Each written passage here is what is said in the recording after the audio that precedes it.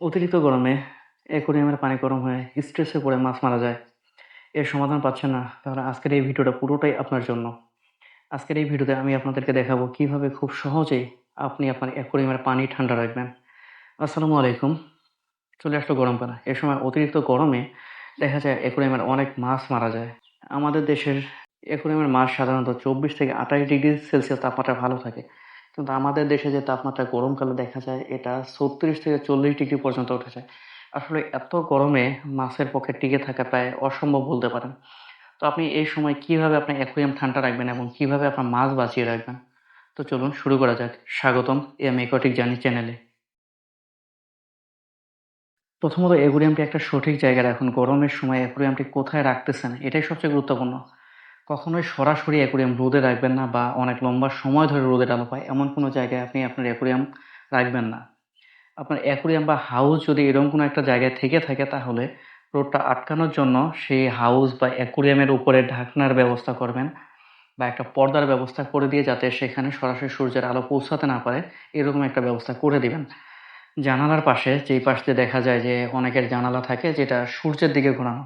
তো এরকম কোনো জানালার পাশে অ্যাকোয়ারিয়াম রাখবেন না। রান্নাঘর বা যে সমস্ত জায়গায় গরম থাকে, হ্যাঁ? এই সমস্ত জায়গায় আপনি আপনার অ্যাকোয়ারিয়ামটাকে রাখবেন না। সবচেয়ে ভালো হয় যেইখানে ঠান্ডা একটু থাকে, ঠান্ডাযুক্ত ছায়াযুক্ত স্থানে আপনি আপনার অ্যাকোয়ারিয়ামটাকে বসাবেন।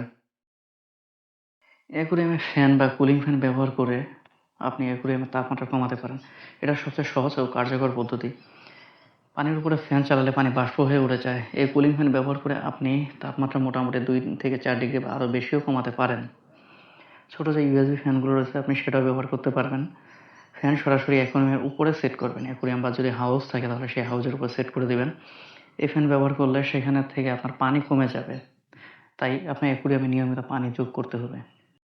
যখন অতিরিক্ত গরম পড়বে তখন অ্যাকোয়ারিয়ামের যে ঢাকনা রয়েছে সেটা খুলে রাখবেন। অ্যাকোয়ারিয়ামে যদি ঢাকনা দেওয়া থাকে তাহলে সেখান থেকে যে গরম বাতাসটা রয়েছে সেটা বের হয়ে যেতে পারে না।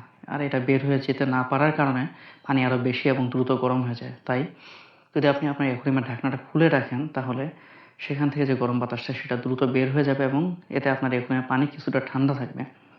তবে এখানে একটা সাবধানতার বিষয় রয়েছে যেটা হলো যে আপনার যদি অ্যাকোয়ারিয়ামে এমন কোনো মাছ থাকে যেগুলো লাফিয়ে চলে যাবে তাহলে ঢাকনা পুরোপুরি খুলে দিবেন না, আংশিক খোলা রাখবেন অথবা কোনো নেট বা কোনো একটা কিছু দিয়ে অ্যাকোয়ারিয়ামটাকে ঢেকে রাখবেন যাতে সেই লাফিয়ে যাওয়া মাছগুলো বের হয়ে যেতে না পারে।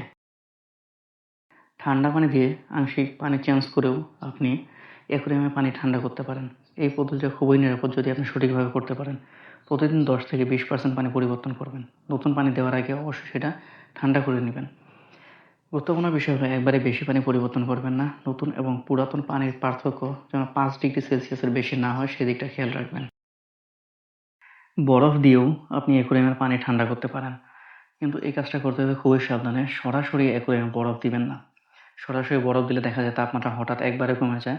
এটা মাছের জন্য ক্ষতি হতে পারে। তাই সঠিক যে পদ্ধতি সেটা হলো একটা বোতল নিবেন, বোতল নিয়ে সেখানে পানি নিবেন। পানি নিয়ে সেটাকে ফ্রিজে রেখে দিয়ে বরফ তৈরি করবেন।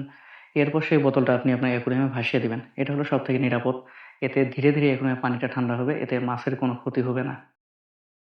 লাইট ব্যবহার কম করবেন।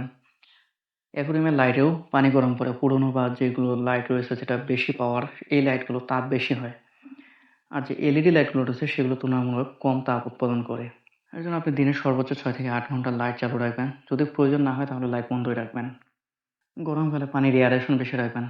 কারণ অতিরিক্ত পানি গরম হয়ে গেলে সেখানে অক্সিজেন লেভেল কমে যায়। আর অক্সিজেন লেভেল কম হয়ে গেলেই মাছের শ্বাস নিতে অনেক কষ্ট হয়। তাই এই সময়টা আপনি এয়ারেশনটা একটু বাড়িয়ে রাখবেন। তো এই ছিল আজকের ভিডিও। ভালো লাগলে অবশ্যই লাইক করবেন। আর যদি আপনার এই বিষয়ে কোনো প্রশ্ন থাকে তাহলে সেটা অবশ্যই কমেন্টে জানাবেন। আমি উত্তর দেওয়ার চেষ্টা করব ইনশাআল্লাহ। আর পরবর্তী ভিডিও পাওয়ার জন্য অবশ্যই আমার চ্যানেলটি সাবস্ক্রাইব করে রাখবেন। ধন্যবাদ সবাইকে। ভালো থাকবেন সবাই।